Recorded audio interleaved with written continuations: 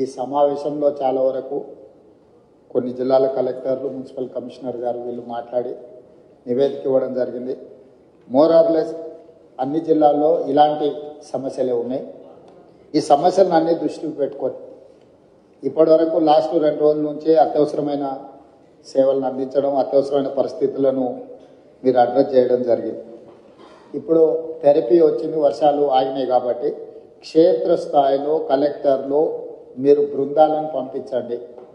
Field విజిట్లు చేసి అక్కడ ఉన్న క్షేత్రస్థాయి పరిస్థితులను, అక్కడ జరిగిన నష్టాన్ని, ముఖ్యంగా మనుషుల నష్టము, పశు సంపద నష్టము, పంట నష్టం, తర్వాత ఇన్ఫ్రాస్ట్రక్చర్ డ్యామేజ్, అంటే పంచాయతీరాజ్ కావచ్చు, ఆర్ఎండ్బి కావచ్చు, ఎంఏయుడి కావచ్చు, or any other departments, even schools కానీ, ఎలక్ట్రిసిటీ డిపార్ట్మెంట్, ఎనర్జీ డిపార్ట్మెంట్ వాళ్ళే కానీ, కొన్ని దగ్గర అంగన్వాడీలు కానీ, ఇట్లా గవర్నమెంట్ కూడా కొన్ని శిథిలావస్థకు వచ్చిన భవనాలు కానీ, వీటన్నిటిని క్షేత్రస్థాయిలో మీ జిల్లాలలో మీరు నివేదికలు తెప్పించుకోండి. దాంట్లో ప్రజాప్రతినిధుల సహకారం కూడా తీసుకోండి. నా సూచన ప్రజాప్రతినిధులకు కూడా చాలా అంశాలు మీ దృష్టిలో ఉంటాయి. ప్రజలు కూడా మీ దగ్గరికి తీసుకొస్తుంటారు, ఎమ్మెల్యేలకు, ఎంపీల దగ్గరికి. మీరు కూడా వాటిని ఒక నివేదిక రూపంలో కలెక్టర్లకు పంపించండి. దాంతోనే ఏమవుతారంటే మాకు ఒక రిపోర్ట్ తయారు చేసి డిజాస్టర్ మేనేజ్మెంట్ నుంచి కూడా గవర్నమెంట్ ఆఫ్ ఇండియాకు నివేదిక ఇవ్వడానికి అవకాశం ఉంటుంది. కాబట్టి సంబంధిత అధికారికి అరవింద్ కుమార్ గారు కూడా నా సూచన, ఏ ఫార్మేట్లో మీకు పంపాలనో ఒక పర్మనెంట్ ఫార్మేట్, వాళ్ళకు ఒక డైరెక్షన్ ఇవ్వాలి. ఇప్పటి వరకు మనం ఎప్పుడు పెద్ద క్లెయిమ్ చేసుకోలేదు కాబట్టి అధికారులు ఆ ఫార్మేట్లో పనిచేసే విధానాన్ని మర్చిపోయారు. ఇప్పుడు ఖచ్చితంగా మనం ఆ ఫార్మేట్లో నష్టాన్ని అంచనా వేసి కేంద్ర ప్రభుత్వానికి పంపించాల్సిన అవసరం ఉన్నది. కాబట్టి మీరు అధికారులు అందరితో ఇప్పుడు ఆల్మోస్ట్ 16 జిల్లాలలో, ఇక్కడ 7 జిల్లా కలెక్టర్లు మాత్రమే ఉన్నారు కానీ 12 జిల్లాలలో సివియర్ డ్యామేజ్ ఉన్నది. నాగర్ కర్నూలు, అటువైపు అయితే మహబూబ్నగర్ జిల్లాలో కానీ, ఇటు కృష్ణా గోదావరి నదుల మీద రెండింటి దగ్గర ఉంది. నా సూచన ఇన్ఛార్జి మంత్రులకు కూడా ఆయా జిల్లాలలో మీరు సమీక్ష చేసుకొని లోకల్ ఎలక్టెడ్ రిప్రజెంటేటివ్స్తో ఒక మీటింగ్ ఏర్పాటు చేసుకొని ఆ కలెక్టర్లను కూడా నివేదికలు తయారు చేయమని చెప్పి, దాన్ని ఓవరాల్గా రెవెన్యూ మినిస్టర్ గారు, disaster management comes under revenue, మీరు అందరు మంత్రులతోని సంబంధిత అధికారులతోని మీరు తక్షణమే సమీక్ష చేసుకొని నివేదికలు సిద్ధం చేయండి. ఎందుకంటే మనము రాష్ట్ర ప్రభుత్వం నుంచి నిధులు ఖర్చు పెట్టడమే కాకుండా కేంద్ర ప్రభుత్వం నుంచి రాబట్టుకోవాల్సిన నిధులను కూడా మనం రాబట్టుకోవాలి. మనం ఆ విషయంలో గతంలో కొంత నిర్లక్ష్యము, కొంత వెనుకబాటుతనం ఉన్నది. ఇక ముందు అలాంటి నిర్లక్ష్యం కానీ, అలా కేంద్ర ప్రభుత్వం నుంచి రావాల్సిన నిధులను తెచ్చుకోవడంలో కానీ అలసత్వం ప్రదర్శించడానికి వీల్లేదు.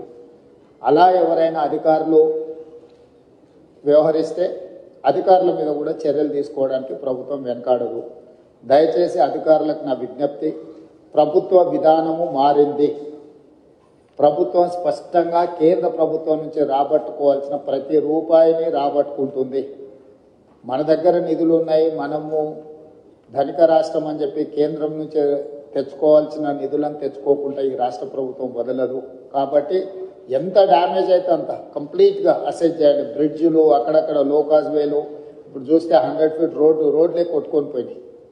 సో మీరు టెంపరీ రిలీఫ్ల కోసమే, లేకపోతే టెంపరీ రిస్టరేషన్ కోసం మీరు అసెస్మెంట్ చేయకండి. మీరు పర్మనెంట్ సొల్యూషన్ కూడా ఇందులో మీరు నివేదికలు సిద్ధం చేయండి. ఎంతైతే అంత తీసుకొచ్చుకొని మిగతాది ఏదైనా ఉంటే, ప్లస్ ఇప్పుడు మనకు ప్రధానంగా వరంగల్లో చూసిందంతా మీరు ఏవైతే నాలాలు, ఏవైతే చెరువులు, పాతకాలంలో కాలువలు, ఇప్పుడు నాలాలు అంటున్నామో వాటిని సరైన విధంగా మనము బాటిల్ నెక్స్ క్లియర్ చేయకపోవడం వల్ల ఎక్కువ వర్షం వచ్చి ఇదంతా డ్యామేజ్ జరిగింది. వాటిని ఒక అసెస్మెంట్లోకి రండి. ఎన్ని క్యూసెక్స్ వాటర్ పోతుంది, ఎంత కావాలి, ఎక్కడైనా ఏమైనా ఎంక్రోచ్మెంట్ ఉందా, మీకున్న వరంగల్ చుట్టూతో ఉన్న చెరువులన్నిటిని కూడా ఇది చేసుకొని ఇంటేక్ అవుట్ఫ్లోలు, ఇన్ఫ్లోలను కూడా క్యాలిక్యులేట్ చేసుకొని ఎంత వస్తుంది, ఏమవుతుంది అనేది కూడా మీకు ఒక అసెస్మెంట్ ఉండాలి. అసెస్మెంట్ ఉండాలంటే ఇరిగేషన్ డిపార్ట్మెంట్ని కూడా మీరు ఖచ్చితంగా వాళ్ళని మీ పరిగణలోకి తీసుకోవాలి. వితౌట్ ఇరిగేషన్ డిపార్ట్మెంట్ మీరు లోకల్ డిపార్ట్మెంట్స్ రోడ్లు రిస్టోర్ చేసి మున్సిపల్ వాళ్ళు మీ ఏరియాలు చేసినా మళ్ళీ వర్షం వచ్చినప్పుడు, వరద వచ్చినప్పుడు సేమ్ సమస్య అవుతాయి, సేమ్ కొట్టుకొని పోవడానికి అవకాశం ఉంది. కాబట్టి దయచేసి అట్లాంటి వాటికి అవకాశం ఇవ్వకండి. ఖచ్చితంగా అధికారులు కోఆర్డినేషన్ ఉండాల్సిందే. కలెక్టర్లు మొదట అధికారుల ఈ శాఖల మధ్యలో ఆర్ఎండ్బి, పంచాయతీరాజ్, ఇరిగేషన్, సివిల్ సప్లైస్ అయితే ఈ ఎంఏయుడి వీటి మధ్యలో కంప్లీట్గా మీకు ఒక కోఆర్డినేషన్ పెట్టుకొని పర్మనెంట్గా కలెక్టర్స్ రివ్యూలు చేయాలి. ఒక శాఖకు ఇంకొక శాఖకు మధ్యలో సమన్వయం లేకపోవడం వల్ల కూడా మనకు సమస్యలు ఎక్కువ అవుతున్నాయి. ఒక శాఖ పనులు చేసిపోయిన తర్వాత ఇంకొక శాఖ చేయడం వల్ల కూడా నష్టం జరుగుతుంది. ఎవరు ముందు చేయాలి, ఎవరు తర్వాత చేయాలి అనే దాన్ని కూడా మీకు ప్రణాళిక ఉండాలి. అదేవిధంగా ముఖ్యంగా ఈ చెరువుల నుంచి ఇన్ఫ్లోలు అవుట్ఫ్లోలు క్యాలిక్యులేట్ చేసుకోవాలి. అదేవిధంగా సిటీలో ఎక్కడైతే ఎంక్రోచ్మెంట్స్ ఉన్నాయో, ఎక్కడైతే నాలాలు ఉన్నాయో చెరువులకు వెళ్ళడానికి, వాటిని ఎక్కడైతే బాటిల్ నెక్స్ కబ్జాలకు లోనైనో ఖచ్చితంగా కబ్జాలను తొలగించాల్సిందే. ఎంత వారున్నా ఎవరున్నా ఆ విషయంలో కఠినంగా వ్యవహరించాల్సిందే. కబ్జాలు పెట్టేటోళ్ళు 10 మంది ఉంటే ఈ 10 మంది వల్ల 10,000 ఇళ్ళు కాలనీలలో నీట మునుగుతున్నాయి. వాళ్ళు జీవితకాలం కష్టపడి సంపాదించిందంతా టీవీలు, ఫ్రిడ్జులు, మంచాలు, పిల్లల చదువులు, పిల్లల సర్టిఫికెట్లు, వాళ్ళ సంపద మొత్తం నీళ్ళలో మునుగుతుంది. మనం ఏమిచ్చినా కూడా వాళ్ళకి అంత సహాయం చేయలేము. కాబట్టి దయచేసి ఈ విషయంలో అధికారులు స్పష్టతతో కూడుకున్న నిర్ణయాలు తీసుకొని ముందుకు వెళ్లాల్సిందే. ఇప్పుడు వరదలు తగ్గినాయి కాబట్టి ఇమ్మీడియట్గా పారిశుద్ధ్య కార్యక్రమాలు పనులను ఇమ్మీడియట్గా టేకప్ చేయండి. మొత్తం ఎక్కడెక్కడైతే చెత్త పేరుకుపోయిందో చెత్త క్లీన్ చేయడంతో పాటు శానిటేషన్ పనులను కూడా మీరు తక్షణమే అడ్రస్ చేయాలి. మెడికల్ అండ్ హెల్త్ వాళ్ళు కానీ మిగతా డిపార్ట్మెంట్లు అందరూ కూడా కోఆర్డినేషన్తో మీరు అందరు కలిసి ముందుకు వెళ్లాల్సిందే. వీటన్నిటి రిలేట్ ఏదైతే నివేదికలు ఉన్నాయో డిజాస్టర్ మేనేజ్మెంట్కి ఎప్పటికప్పుడు మీరు నివేదికలు పంపించండి. అదేవిధంగా గతంలోనే ప్రభుత్వం జీవోలు ఇచ్చింది. మనుషులు చచ్చిపోతే ఎవరు చచ్చిపోయినా 5 లక్షల రూపాయల నష్టపరిహారం ఇవ్వడానికి ప్రభుత్వం నిర్ణయం తీసుకున్నది. ఎక్కడెక్కడైతే హ్యూమన్ లాస్ ఉందో వాటన్నిటిని కూడా రికార్డ్ చేసి పోలీస్ అధికారులకు కూడా కమిషనర్స్ అండ్ పోలీస్ డిపార్ట్మెంట్ కూడా నేను ఇన్స్ట్రక్షన్స్ ఇస్తున్నా. అట్లా పోయిన వాళ్ళందరినీ ఇమ్మీడియట్గా ఎఫ్ఐఆర్ చేయండి. కొన్నిసార్లు ఆలస్యంగా వస్తారు. వాళ్ళు ఒకసారి ఫీల్డ్ వెరిఫికేషన్ చేసి ఎఫ్ఐఆర్లు కడితే రేపు ఇందులో వాళ్ళకి నష్టపరిహారం ఇవ్వాలంటే కూడా ఇవన్నీ అవసరం. మీరు ప్రొసీజరల్ ల్యాప్సెస్ కూడా లేకుండా పోలీస్ అధికారులు కూడా వాళ్ళు ఎవరెవరు ఈ వరదలలో చనిపోయినరో తక్షణమే వాళ్ళ వివరాలన్నీ సేకరించి ఎంబడే ఎఫ్ఐఆర్ కట్టి దానికి సంబంధించిన నివేదికలు ఇవ్వండి. అదేవిధంగా పశు సంపద ముఖ్యంగా మేకలు కానీ పశువులు కానీ, మేకలు ఇవి చచ్చిపోతే 5,000, ఆవులు బర్రెలు ఈ పెద్దవి ఏవైనా చచ్చిపోతే మనం 50,000 రూపాయలు ఇస్తున్నాం అంతేనారు. సో 50,000 రూపాయలు ఇస్తున్నాం. వాటిని కూడా ఎంబడే అంచనా వేసి ఏ ఒక్కరికి కూడా ఇబ్బంది జరగకుండా చూడండి. పంట నష్టం జరిగిన ప్రాంతాలలో చాలా వరకు పత్తి, వరి, చేతికొచ్చిన పంట నష్టము ఇవన్నీ కూడా జరిగినాయి కాబట్టి ఎకరాకు 10,000 రూపాయలు మనం రైతులకు పంట నష్టపరిహారం కూడా ఇవ్వాలనుకుంటున్నాం. తక్షణమే ఆ నీట మునిగిన పొలాలను ఇసుక మేటలు పేరుకున్న దగ్గర మనకు ఎన్ఆర్ఈజిఎస్లో స్పెషల్ ప్యాకేజెస్ ఉన్నాయి. ఆ ఇసుక మొత్తం తొలగించడానికి ఎకరాకు 10,000 కాదు ఎకరాకు 1,00,000 కూడా మనము ఎన్ఆర్ఈజిఎస్లో తీసుకోవచ్చు. కాబట్టి ఎన్ఆర్ఈజిఎస్కు సంబంధించిన పంచాయతీరాజ్ వాళ్ళు కూడా మీరు తక్షణమే దాని మీద దృష్టి పెట్టి అంచనాలు వేసి ఆ ఇసుక మేటలు పేరుకున్న రైతులను ఆదుకోవడానికి కూడా దానికి కావాల్సిన అంచనాలు చేయండి.